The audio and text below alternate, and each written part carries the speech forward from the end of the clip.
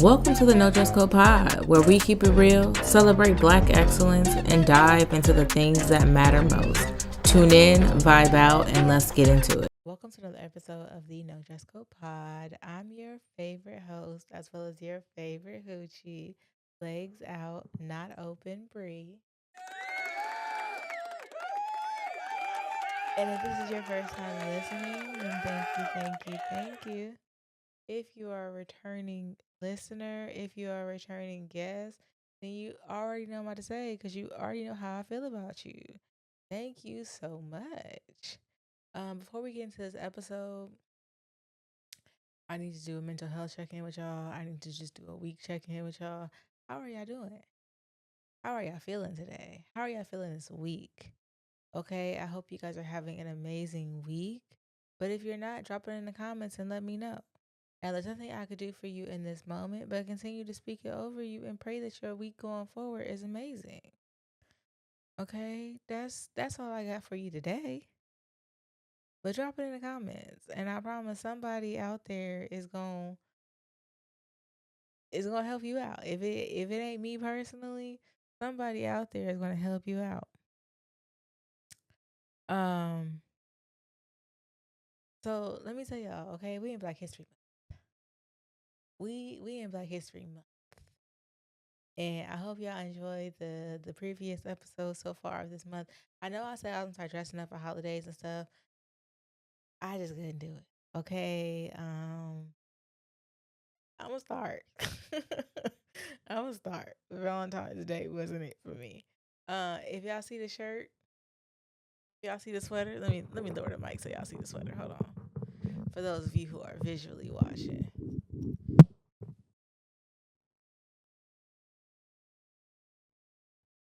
Okay. Y'all see the sweater? I do want to start this off by saying this is not affiliated with HillmanTok. HillmanTok is a university, is what they're going for. This is just Hillman College. Okay, I got this from the Hillman bookstore. I'm not even gonna sit here and hold y'all. And it is the Bill Cosby Hillman. Before we go any further, it is the Bill Cosby Hillman. I understand. I canceled R. Kelly. Okay, that's a little different. I'm not gonna go there with y'all, but that's a little different. You just cannot make me hate Dwayne and Whitley. Like, you just can't. I'm sorry. I will never hate Dwayne and Whitley. I bought the sweater. I also bought the sweater before all the Bill Cosby stuff came out. But yeah, y'all can never make me hate Dwayne and Whitley, and I'm gonna just stand on that. That's a hill I'm willing to die on. Now, so I wanted to talk to you guys today about Black History Month. Okay, and when I say Black History Month, I don't mean the I Have a Dream speech. I don't mean the Malcolm X. And don't get me wrong, those are complete Black history. Okay, there's no denying it. That is Black history. But I feel like that is part of Black history that is spoken on so much. And some people, that's all they know. You may not know the whole I Have a Dream speech, but you get the gist of it. I cannot, and I will not sit here and lie to you. I cannot repeat that speech. Past I Have a Dream, that little, that's all I got. Is I Have a Dream, that little, and that's the only thing I'm confident on. Because I get the gist of it. The little black boys and little black girls will one day. Okay, that's as far as I got. But that's not the point. Because the point is that's not even what we're focusing on today in Black history. We're going a little deeper. And if you haven't been on TikTok, because I heard TikTok is back. I heard TikTok is back in the app store. Okay, if you haven't been on TikTok, then get on TikTok. HillmanTok.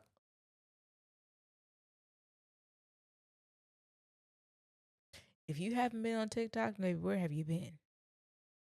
Okay, HillmanTok, in my opinion, is taking over TikTok, and it could be my algorithm. It really could be because that's really what I've been in lately. Um, it could just be my algorithm, but they are basically creating a whole HBCU over there on TikTok. And if for some reason you listen to this show and you don't know what HBCU is, I'm not gonna sit here and lie to you. I'm a little disappointed in you, but I'm gonna break it down. It is historically black college and university. Baby, they taking TikTok and they about to turn it into a HBCU. Now, again, I do want to say Hillman College is not the same as HillmanTok University. It is not. So don't be over here trying to say that, don't come for me. This is not their merch. I believe that their mascot or their emblem is a Black Panther. I could be wrong, but that the last I heard of what TikTok was HillmanTok was presenting, it was a Black Panther. And their colors I think are kind of similar to this. It's black. I think their colors are. I know their colors is black for sure. That's all I got for you. Um, but they are going for a different world vibe, right? So when I heard Hillman talk, and I said, "Ooh, I'm gonna record a Hillman talk episode, baby." You know, I had to come through with the Hillman College sweater. Okay, it just made sense. I said, "Baby, the way I gotta represent for Dwayne and Whitley, because they had me wanting to go to a HBCU. I ended up not going nowhere but City College, but they inspired me to want to go to a HBCU, and that's all that matters. They inspired me to want to pledge. They inspired me to want to live my best black girl college life. I didn't, but the fact of the matter is, I was inspired, and that's all you need. Um, and we are also today going to be talking about the things we didn't learn in school. Well, some of things we didn't learn in school, from black inventors, musicians, activists. Babe, we bringing Hillman. We bringing Hillman to NDC. Okay, whether you want to call it Hillman Talk or Hillman University, baby, I just oh, this one Hillman College. Okay, so whether you want to call it Hillman Talk or Hillman College, baby, because I just love that Hillman. Okay, when I found out that they called it Hillman Talk, I was in love already. But today's episode, inspired by Hillman Talk, we're going to talk about black musicians, black activists, black inventors that have been skipped over in the history books that most of us haven't been taught about. That I'm not going to name no names, but that somebody is trying to erase from history altogether. That baby, black history is not something that needs to be taught in schools. And let's keep it 100, baby. It's barely taught in schools now. No tea, no shade, but it's barely covered in schools now. And you want to remove it? Mm. So get comfortable, get your snacks, get whatever it is you need, because baby, we going to college today. Okay, we're serving Black History today.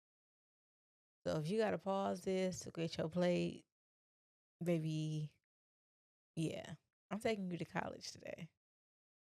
Hillman, Hillman style. Oh, when I say I am excited, ooh, baby. For those of you who don't know what Hillman Talk is, let's fix that. Okay, let's fix that for you right here, right now.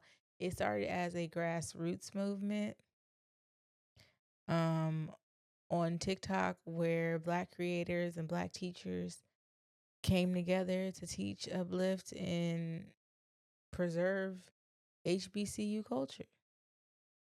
Okay, and if you don't live in the South, I don't feel like you have really experienced HBCU culture. Like, if you ain't never been to the South, I don't feel like you ever really experienced HBCU culture. Like,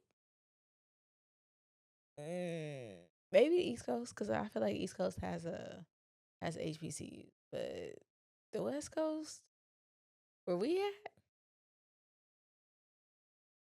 maybe we don't have no HBCUs. We barely got. I did hear that USC though has started a was it drumline? They started something like that, and I know some people was like in an uproar about that, but that's not our ministry. I'm just gonna be honest, it's not our ministry, but I'm here to see it if it's done right. But other than that, that's not our ministry. I'm gonna just keep it 100 with y'all. As I said, I'm just a little girl from the ghetto. I'm just a little girl, just your favorite hoochie from the ghetto who didn't go past city college, and that's not even no shade.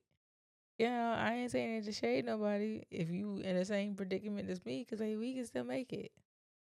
Plenty of people is millionaires and then go to college. So don't ever, take it like that. Just take it as a key that it was meant to be said and key with it. Period. Um, HillmanTok University started as a joke. It started as a key. Okay. A fake university based off a different world. Okay. One thing about it, you could never, I swear to God, you could never make me hate Dwayne Whitley. I, I, y'all might come for me because I really said R. Kelly was canceled, and I don't really fuck with none of his shit. You play his music, baby. I really judge you different. I'm not gonna sit here and lie, but Bill Cosby, I'm gonna watch A Different World. It's on Netflix right now. If you have not seen it, if you have not seen it, I don't know where you've been at. I don't know what rock you've been living under. But baby, go run to Netflix. Skip season 1. That's just my preference. I don't really care. But season 2, do the rest. Chef's kiss. Chef's kiss. Um. So, anyways, HillmanTok started as a joke. It started based off of the Hillman College, but we as Black people, baby, we gonna take something and run with it, and I love that for us. Um, they took it and made it real. They took it and made it real. Do you hear me? They have I'm it didn't before I get too deep into the things that they have, it is let me keep explaining what it is. It is a full-blown community today. Um they're dropping knowledge, everything from Black history to Black finance to mental health, and y'all know how I feel about mental health around here. Okay, and even entrepreneurship. They literally have classes to cover everything that you could possibly desire. People are holding virtual classes. They break down historic events that schools left out. And they putting people on the HBCU culture. And let's be real, HBCUs do not always get the same shine as PWIs. Okay, but the impact that HBCUs has is undeniable. If you don't know PWI is, baby, at this point you need to go ahead and Google it. You just need to go ahead and Google it.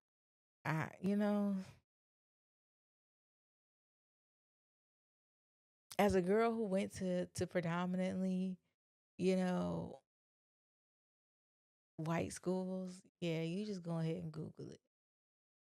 High school is where things change. You're like, if I had to judge my school, and baby, this ain't even topic of the conversation. Like, we wasn't just talking about me at all. But if I had to judge my school experience, elementary to middle school was like a PWI for me. high school was that HBCU without it being an HBCU. We lacked so much. So I don't want to say it was like HBCU full blown, but it was HBCU adjacent. It was the closest I got as far as my school experiences that went. Um, so if you've never watched A Different World, how did you find me? No, I'm just playing. I just playing. I just playing. But if you've never watched A Different World, you need to go run and watch that. Again, it is streaming on Netflix right now. I personally, this is just me. I personally would not advise you to watch season one. And I know that could be controversial because how do you really know who's who if you skip season one? But baby, I just couldn't. If I was to judge A Different World off just season one, I never would have watched it. I found it by the time it was already off air, but I found it and it was already deep in seasons. If I would have started on season one, baby, I would have never made it to the end. That's just me. That's just my opinion. Um, Secondly, about the show, just know that it had increased astronomically the enrollment in HBCUs. Like this show, if you okay, so like I said, I love the show down. Watch it anytime it comes on Netflix. Watch it anytime it comes on TV. Um, Literally can recite lines for you at any given time. Um, I've also watched people do like interviews on people who have been at that show or who were inspired by that show. And so many people say that they went to HBCUs because of the show. Like so many people said they went to college because of the show. They wanted to go to Hillman. And baby, I did too. I'm one of them people who wanted to go to him.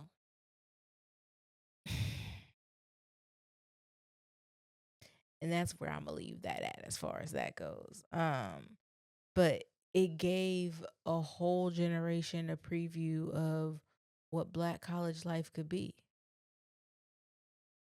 And not even the generation, and not even just the generation that it came out in.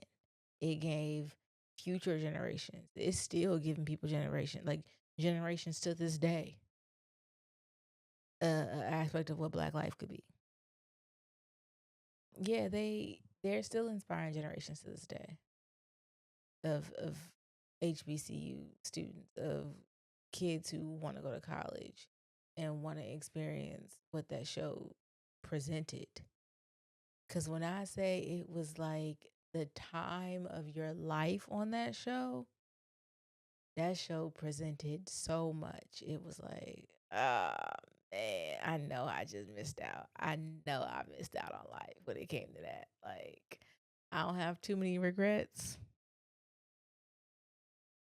but that's one of them. That's one of them. That's a hill I'll probably die on.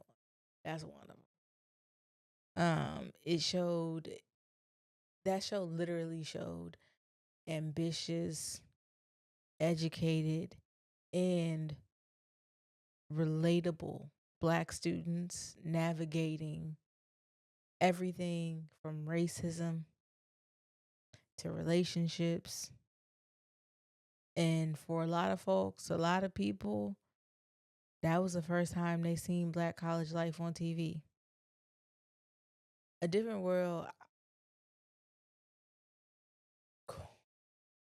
it is so crazy the topics that it covered.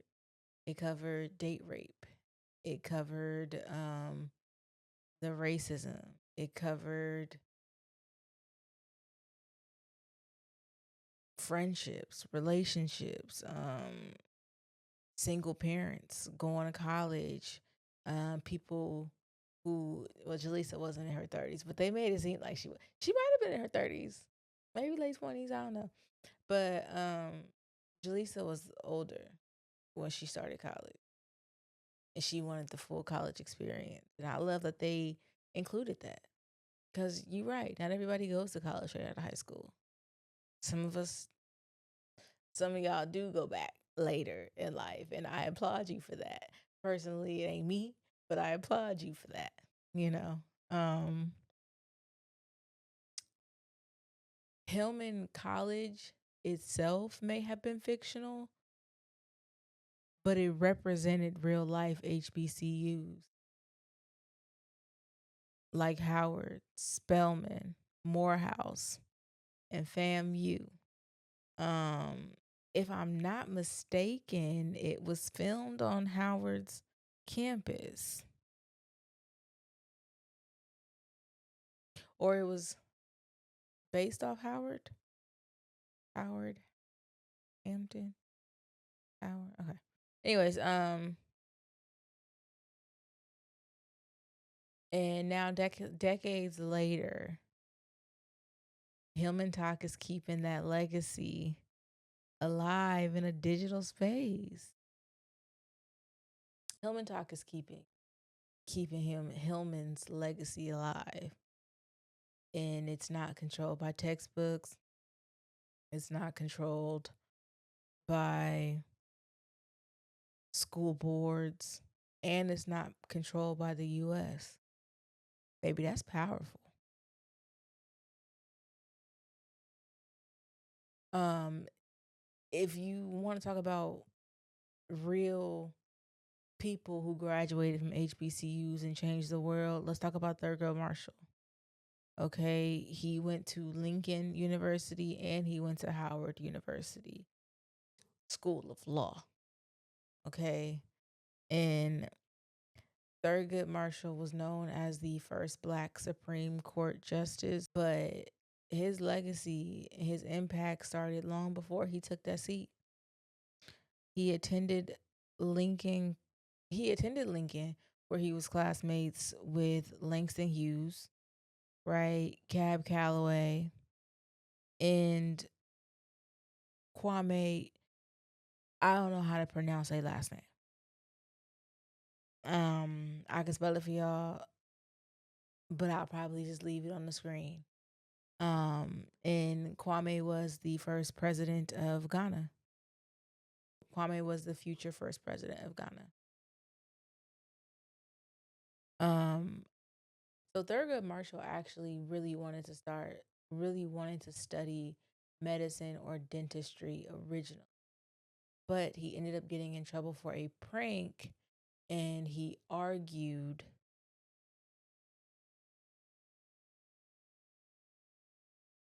against the school rule. And that's when he realized he had a passion for law and justice. At Howard University School of Law, okay, Marshall trained under Charles Hamilton Houston, who was a legal powerhouse who shaped his approach to civil rights. Houston taught his students that the law should be used as a weapon against racial injustice. And Thurgood took that to heart, baby. Took that to heart. Thurgood, if you don't know, is the one who argued the Brown versus Board of Education in 1954, which, if you honestly think about it, wasn't that long ago. Some of y'all got grandparents and parents that was still alive in 1954, which in 1954, which ended segregation in public schools. 1954, that was only 70 or so years ago. No, was it? Alexa, what's 2025 minus 1954?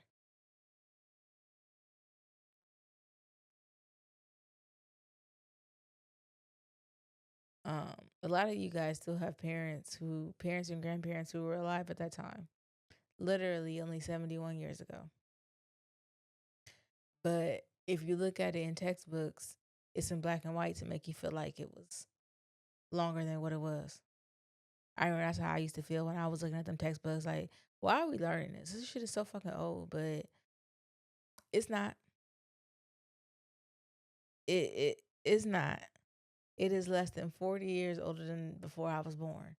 Baby, it ain't that long ago. Print these books in color and stop playing with these kids. Okay, so before the Brown versus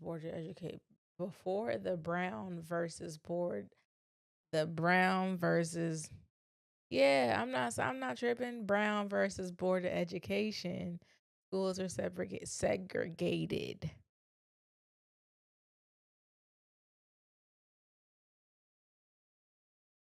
Before Brown versus Board of Education, schools were segregated and black children were forced into underfunded, segregated schools. Marshall Thurgood argued that separate but equal was a lie and won. Because things was separate, but they was not equal.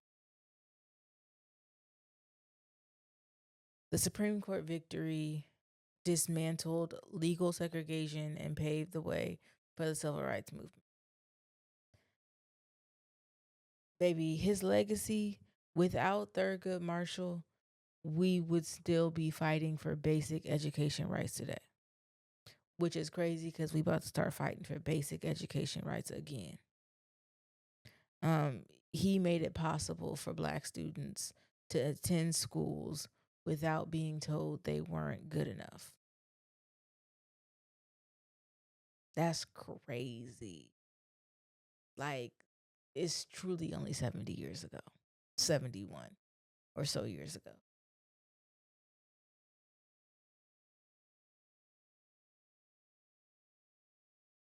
Another great person that you guys should know about during Black History is Katherine Johnson.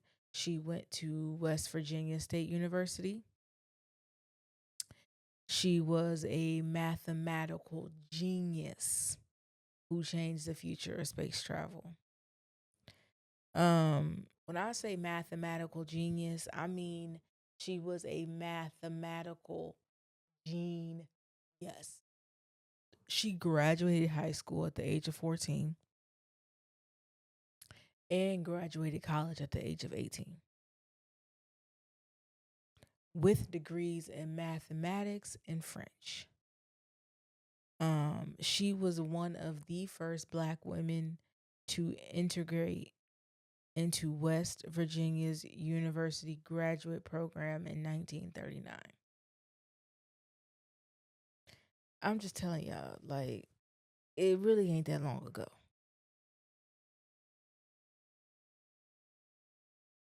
They want you to believe it was so long ago, but it was not. Her role at NASA, she worked as a human computer, literally doing complex calculations by hand before digital computers were widely before digital computers. Before Katherine Johnson worked as a human computer, literally doing complex calculations by hand. Baby, when I tell you math is not my strong suit, so I salute her because I can do the basics, 1 times 1, 2 times 2, 3 times 3, 4 times 4.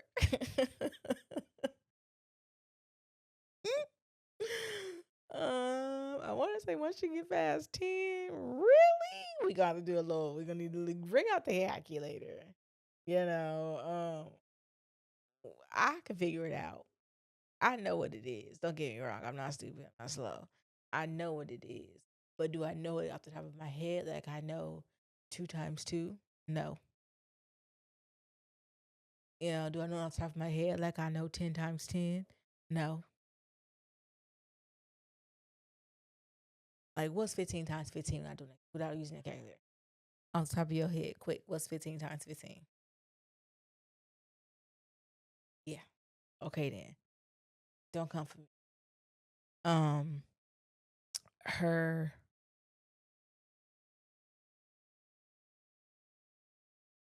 so her orbital calculations. If y'all know what that means, I'm about to break it down to you.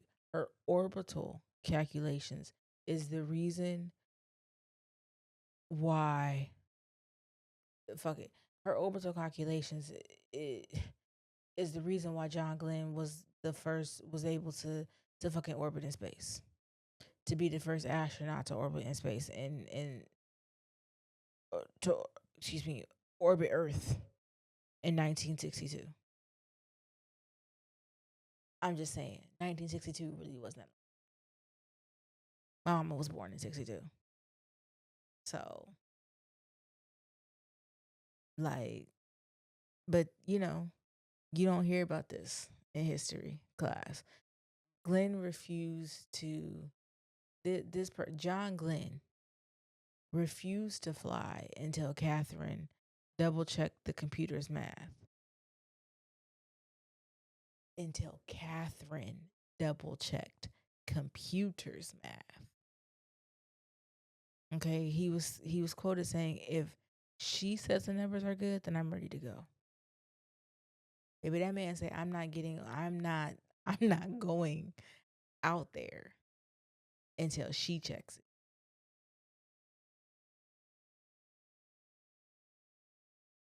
That's top tier because it couldn't have been me. Maybe you wouldn't have made it home, and I'm sad to say you just wouldn't have. Unfortunately, why she matters or why her work matters. If you didn't know about her, at the time, Black women were not seen as scientists or engineers. But Katherine Johnson broke barriers at NASA. Her calculations her calculations also helped land Apollo 11 mission on the moon in 1969. Okay, she changed the perception of Black women and what they could do in STEM. I mean, if this isn't Black history, then I don't know what is. Katherine Johnson made space travel possible. But for years, NASA barely acknowledged her contributions. That all changed when Hidden Figures came out. Okay, and she finally got the recognition they deserve. Cause sometimes you gotta take that shit. They're not gonna give it to you. You gotta take that. And I'm so happy. I watched that movie. I did. I loved it. So I'm glad she got her recognition because NASA played in her face. And I ain't never wanted to be an astronaut. Still don't to this day. Never knew the requirements. They played in her face. And that's not something you're going to learn about in the history books, for sure.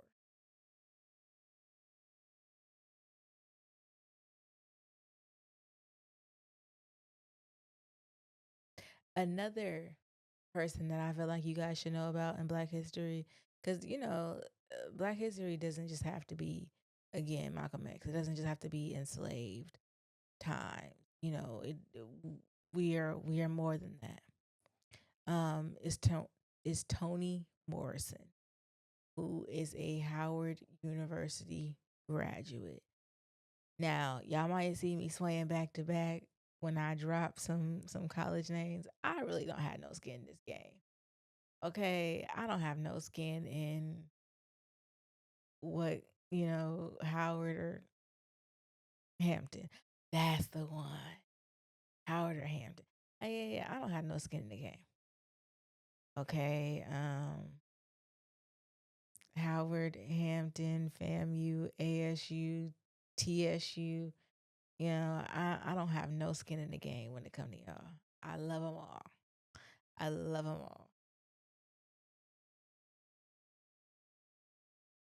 So Toni Morrison, if you don't know, was a literary giant known for writing about the realities of Black women, Black womanhood in America. She studied at Howard University, where she majored in English and minored in classics, meaning she studied ancient Greek and Latin literature. Real intellectual flex, okay? Real intellectual flex. After earning a master's at Cornell University, Toni taught at Howard before becoming a book editor. Yeah. Yeah, one of the few black women in publishing at that time. She wrote novels that centered black stories, which wasn't common in mainstream literature. Her most famous books include The Bluest Eye. It's about a young black girl who believes she's ugly because she doesn't have blue eyes.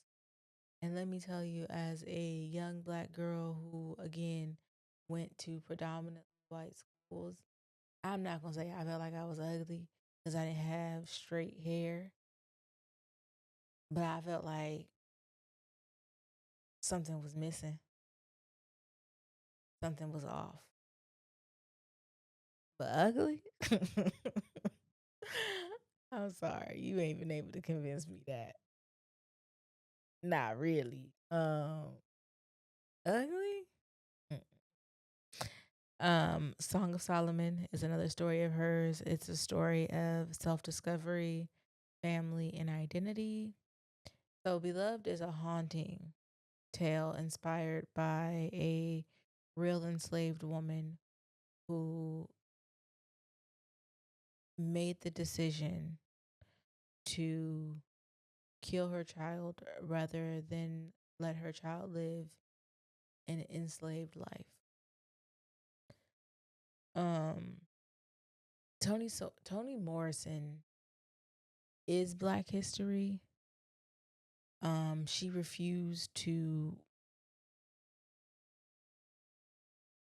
She refused to write for white audiences.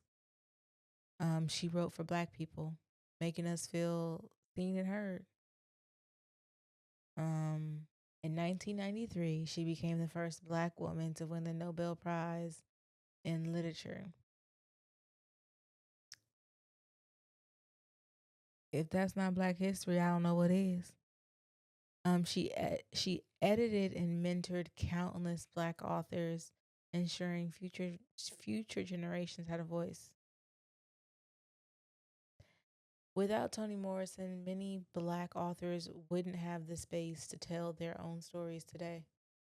I'm not a Black author, but without Toni Morrison, I probably wouldn't have the space to tell to share any of the stories I've shared so far, or any of the stories I'll continue to share or share in the future. So that's basically what a podcast is just telling stories, be it mine, yours, or the next person's. So we thank her for that. So some unsung Black inventors and innovators are Marie Van Brittan Brown, who created the home security system. And shout out to you, baby girl, okay? Because I love it. I love it down. Made sure we got one. I love it down. Um, she was a Black nurse from Queens, New York. Brown was Brittany Brown. Okay. So Marie Van Brittan Brown was concerned about safety in her own neighborhood. And when I tell you, baby, that's what I love about Black people. Like they find something that fits them, that is lacking in their world, and it makes it so much better for the rest of us 9 times out of 10. And not even just Black people, because more Black people have security systems, but like they find something that's lacking for them, and they it makes it so much better for the rest of us. In 1966, she invented the first home security system, including a peephole, a camera that moved up and down, a two-way microphone to speak to visitors, a button to call the police. Her invention became the foundation of modern security systems. And as I'm listing what she's created, it's giving me very much ring. doorbell was inspired by this. It's giving me very much ADT system was inspired by this. And baby, I hope you've been collecting your coins. Okay, I hope you've been collecting your coins. If not you, then your family. Somebody deserves to be collecting your coins. 100%. Okay, every time you check your Ring doorbell, y'all better be thanking Marie Van Brittan Brown. Oh, her name. Okay. Every time y'all check y'all Ring system, every time y'all check your ADT, every time y'all check whatever system it is you got, I want you to be sitting at home, sitting wherever, because really you could be wherever in the world these days, and thank Marie Van Brittan Brown for her contribution to your life. Because I know going forward, baby, I'm gonna think about her every time. I'm gonna think about her every time I set my alarm. So, another person that is an unsung inventor is Louis Latimer. He created the light bulb and telephone innovation. Lewis was born to previously enslaved parents, and he was a self-taught engineer. If it's not clicking to you, like this man created the light bulb, he started the telephone, and his parents was enslaved, and he was a self-taught engineer.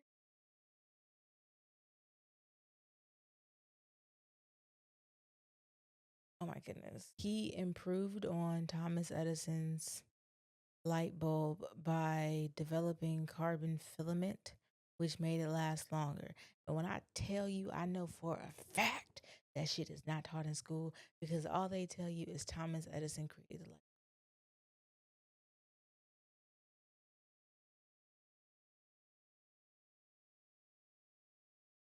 I know for a fact. Speaking again, as somebody who went to the school she went to, I know for a fact they tell you Thomas Edison created the light bulb and that was it. Nothing past that. So thank Louis Latimer because without him, them even the ring lights you got wouldn't be what they are today. The selfie lights that we have today would not be what they are today without him. Babe, when I tell you this episode that has not only taught y'all, but it has made me just really be like, and they really want to cancel Black history in schools? Really? Oh, okay. Make it make sense. Um, he also helped Alexander Graham Bell design the first telephone. And again, they won't tell you that shit either. They don't tell you that in school. They leave that part out. Every time I hop on my phone from now on, I'm been thinking Lewis. Lewis Latimer. Edison and Bell might be household names, but baby, Lewis Latimer was the genius behind the success. Stop playing with him. Baby, from this day forward, I'm about to be telling everybody. Like, I hope y'all listen to this episode and be like, nah, I'm about to really start educating people. Because Bell and Edison ain't all that. Okay. Now I don't even want to call the light company Edison no more. I'm gonna start calling it Latimer. Did you pay your Latimer bill? Did you pay your Latimer bill this month or what? Like, I'm gonna stop playing with me. Okay. So some Black musicians that changed the industry. Sister Rosetta Tharpe is the true grandmother of rock and roll. She played the electric guitar in the 1930s and in the 40s, blending gospel with rock before it was even a thing. Artists like Elvis Presley, Chuck Berry, and Little Richard copied her sound but rarely credited her.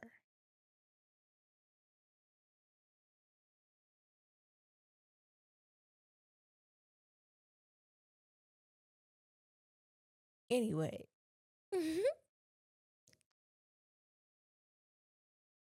so although rock and roll, they always like say rock and roll was black people music first, and that could be true, and it very well is true because Sister Rosetta Tharpe was doing it in the 30s and the 40s before Elvis and everybody else. But rock and roll is not my type of music. I don't know. Maybe the 30s and the 40s rock and roll might have been doing it. But when I came around the 90s, rock and roll was not it for me. It just was not it for me. Um, but no tea, no shade to anybody who likes rock and roll. It ain't for me. That's for sure. And rock and roll may be black people music. I should stop saying that maybe. Rock and roll is black music, and Rosetta Tharpe is the blueprint. Period. Also Big Mama Thornton, the original voice of Hound Dog. Yeah, she recorded Hound Dog in 1952, but when Elvis re-recorded it in 1956, he made millions while she got scraps. She had a deep, powerful voice, but the industry wasn't ready for a black woman leading rock. And I will say Elvis was probably the first version of Hound Dog I had heard. But again, I told y'all what kind of schools I went to, so it just makes sense. Them people was not. Them people was not paying no Big Mama Thornton. They was not. They was playing Elvis Presley. If they could have played it at any event, they was playing Elvis Presley. But Big Mama Thornton, paved the way for female rock and blues artists, but the industry erased her contributions. So y'all better remember her. Um, this one, this unspoken fact, I feel like isn't really unspoken. It's just not elaborated as much. The original Black Wall Street in Greenwood, Tulsa, Oklahoma. I feel like that's common knowledge, and it might not be for everybody. I shouldn't say it is, but I feel like Tulsa, Oklahoma is common knowledge that it was the first Black Wall Street. I'm gonna ask somebody though. I feel like that's common knowledge, but I just feel like it's not elaborated enough. It was a thriving Black community in Oklahoma, filled with businesses, banks, and all types of professional organizations. In 1921, a white mob burned it to the ground, killing hundreds and destroying Black generational wealth. I believe they, no, I was gonna say, I believe they made a movie recently, but I don't think it was on Tulsa. I believe it was on Lake Latimer, Lake, Lake Lanier. Um, and y'all should watch it if you haven't. I haven't watched it yet, but I'm gonna watch it. I'm gonna watch it. The destruction of Black Wall Street wasn't just racism; it was economic warfare. Because people could not afford to. I mean, they wasn't getting their money back like that. Who owned the insurance company? Who was giving the payouts? They wasn't gonna get their money back. Once they burned it, baby, they knew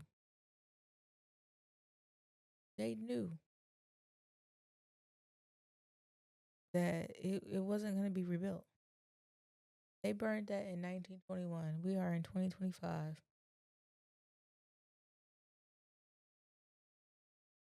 So over 100 years ago.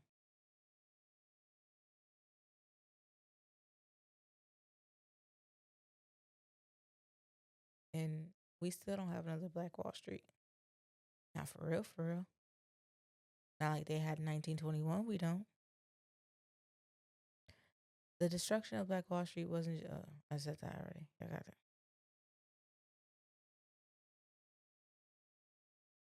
it. And just to kill it, okay, just to top it off for y'all, give y'all a little razzle dazzle. My birthday sometimes falls what used to be called Columbus Day because it changes every year. I guess I don't know. Really not my. I was never really a Columbus person. So please don't ever think you'll see me dressed up for Columbus Day on this show. Um, and it has now been, from what I believe, since at least COVID for sure, been recategorized.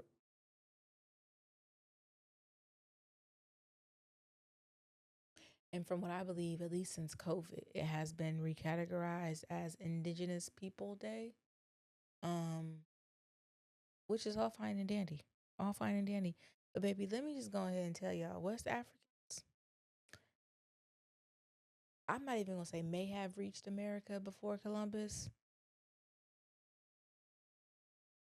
West Africans definitely reached the Americans centuries before Columbus. It's not. I don't. I feel like it's not even a hidden fact anymore that Columbus really wasn't the first nigga to reach America. But when they teach it to you in schools, they do say Columbus was the one who discovered America, and he wasn't. That's just who they giving credit to. But America was already discovered way before that man came around. America was already discovered. There are records of Mansa. Okay, so I'm gonna just be honest with y'all. I'm probably not the best at pronouncing names, especially non-American names. So bear with me as I try this. There are records of Mansa Abu Bakr II, a Milanian emperor, launching a voyage to explore the Atlantic. Baby, that was before Columbus. And I'm not even gonna say if it's true. History, baby, the way the history books tells it is not the way it happened. And I'm gonna just say that. Um Mansa Bak okay. Mansa Abu Bakr II would have explored the Atlantics in around 1619. Black people were here in about 1619, long before Columbus came around.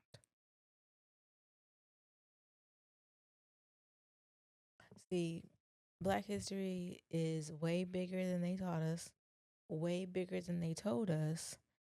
We weren't just enslaved people, we were scientists, rulers, writers, musicians, and revolutionaries. So if you learn something, so if you learn something new today, don't just keep it to yourself. Pass it on. Um, and I hope that you guys like this episode today. I hope that you guys learn something new that you will pass on to the world. I hope that y'all start calling it Lewis Latimer. Okay? Start calling it the Latimer bill. Did you pay the Latimer bill this month? Okay, stop calling that shit Edison. Call it the Latimer bill. Okay, figure. You know, I hope you.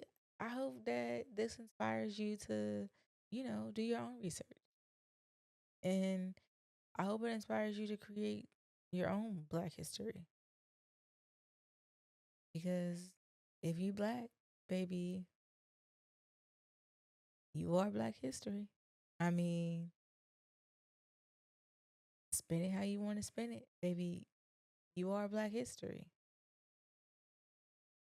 Be proud of that. Before I let you guys go, don't forget to like, comment, and subscribe. And don't forget to tell a friend to pull up. They gonna love it here. They gonna love it here. And I'll see you guys in next week's episode. Bye. You're still here? You know the show's over, right? Don't cry. We'll be back next week. I gotta go be a hoochie. In the meantime, catch up on the older episodes.